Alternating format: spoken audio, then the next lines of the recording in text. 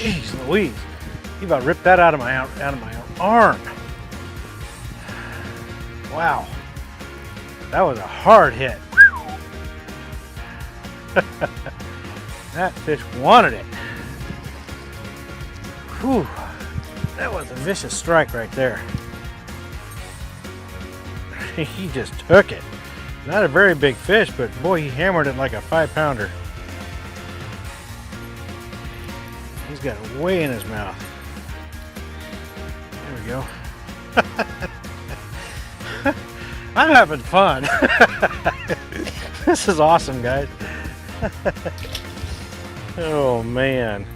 Hey folks, Glenn May here with BassResource.com, and today I want to talk about the seasonal patterns of largemouth bass. If you've been fishing for a little while now, you've probably figured out that the different seasons affect the behavior of the fish, where they're going to be, what their disposition is, and how often they feed. So it's more than just winter, spring, fall, summer kind of thing, though. You can kind of have to break it down into mini seasons for the most part, but the easiest one is winter. So let's start off with winter. With winter, this is obviously the coldest time of the year. What happens is that the lower levels of the lake tend to be warmer than the shallower parts. So the bass tend to congregate down there. This is because a bass's metabolism is powered by or dictated by the water temperature. Okay, they're a warm water fish. So the colder the water is, the slower the metabolism is. Doesn't necessarily mean the slower the fish is, but it means that they eat less often. So whereas in the wintertime, they may eat once every 7 to 10 days, in the summertime, they'll actually eat 7 to 10 times per day. So it's a huge difference, just a big swing. So in the wintertime, there's just not as many fish feeding when you go out to fish. So just understand that. There's less fish that are going to be interested in your offering. Coupled with that is the bait fish. They move into deeper water because it's oxygen rich, the temperature is more stable, they aren't as affected as much by the fronts coming through. But also if your lake has like shad or that type of bait fish, that they're affected when the water gets into the mid-40s, they start to die off. And as it gets even colder, there'll be a big die-off. So these bait fish are seeking out the warmest part of the lake that they can find, and that's going to concentrate them. That's where the bass are going to be. So in the wintertime, you're going to find them deep. Deep is relative to your lake, but typically deep is anywhere deeper than 20 feet deep. And they're going to hang on structure, like points and ridges and humps and drop-offs and river channels and that sort of thing. Where there's a change in contour bottom, that's typically where they're going to load up on. If you can find bait fish nearby, that's where the bass are going to be. Now as we move into spring, spring is all about the spawn. That's when bass spawn. So spring can be broken into really 3 main sections: pre-spawn, spawn, and post-spawn. In the pre-spawn, this is when the water temperatures begin to warm up, the days get longer, the sun gets overhead, and the bass will start moving up shallower gradually. So from the deep parts that they were in the wintertime, they're going to end up being within, less than 5 feet deep or so when comes spawn time. So they take what I consider a bus route from that deep to shallow, and they have little bus stops along the way that's progressively shallower as they make their way up to shallow water over time. So those are going to be, first of all, main lake points, and then eventually secondary points. They're going to be steep banks, drop-offs, humps, those creek channels that go to the back of bays. Those are the places where they're going to be migrating. And as the water warms up, of course, their metabolism increases, and so they're going to start to feed more aggressively, more and more often. So that's the fun part about spring. It's arguably one of the best times to catch bass because the majority of the population is up shallow, they're accessible, and they're active. They're actively feeding.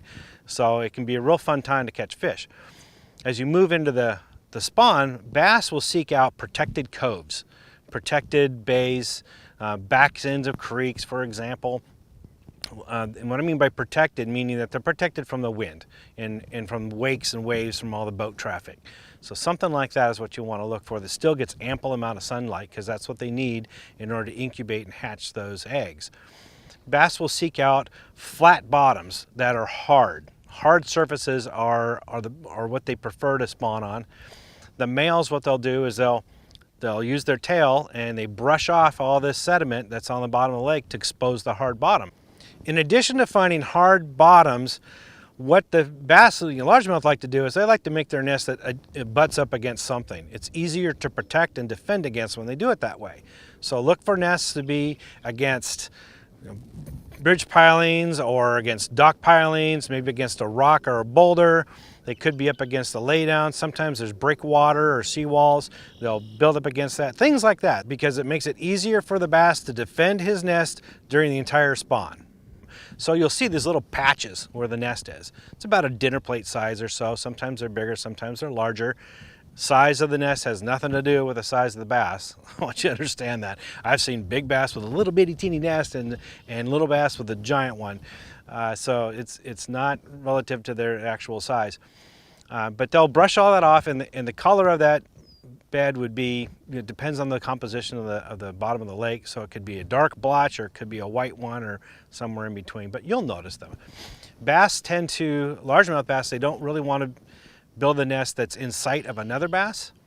That doesn't mean they're spread out all over the place, just as long as they're not in line of sight. So that there may be some bushes or shrubs in the way, some weeds, maybe there's a downed tree or log, some boulders and rocks, what have you. As long as they can't see each other, they're good to go. So they may be in close proximity of each other.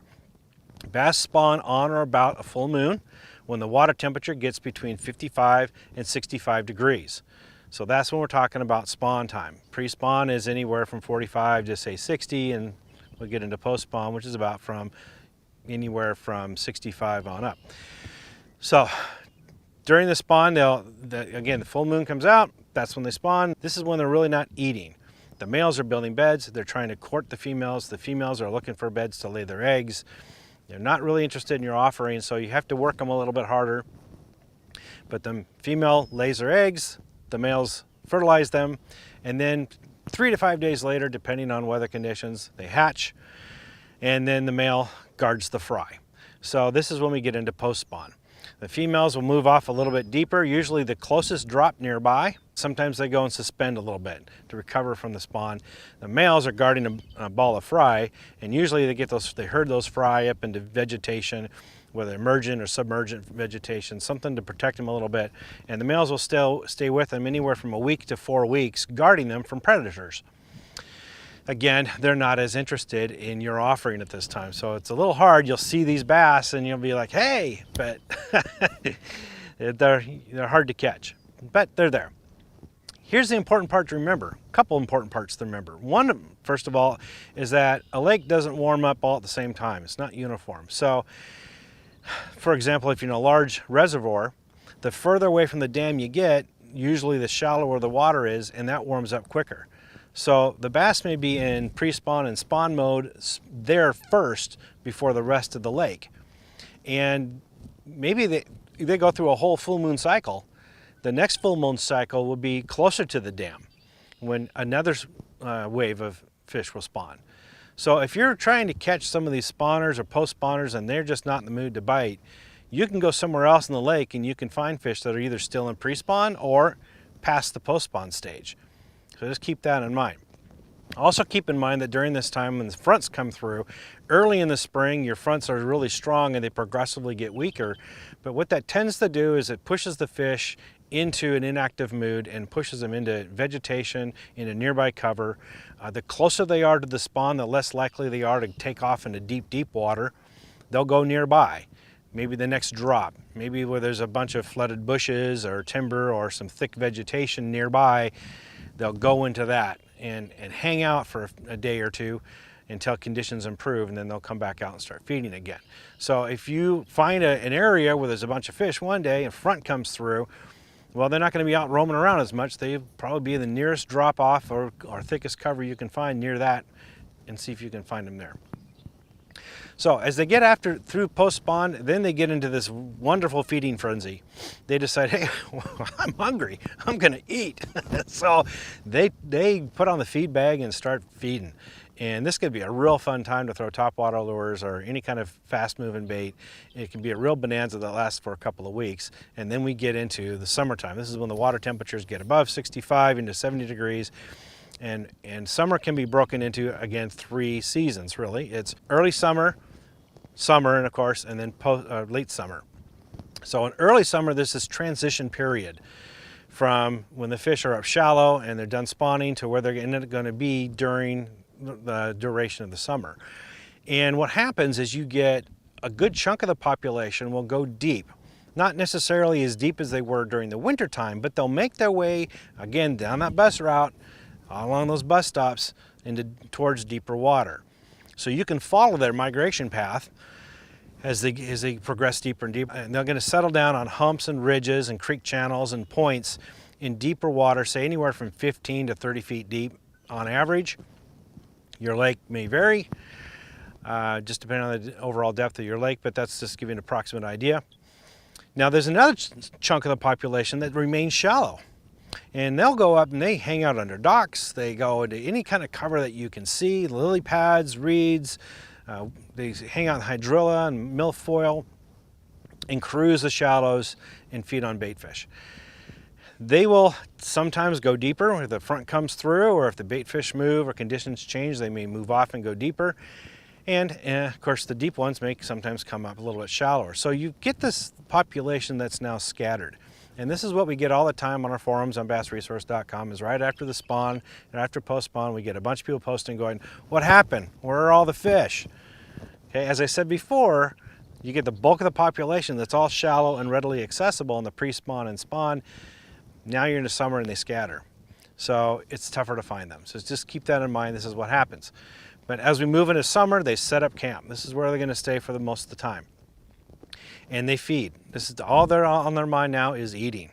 So it's a good time to get out there and go fishing, because they like I said, their metabolism is at their highest. Now they're going to be feeding the most, and you can fish shallow or deep, whatever you prefer.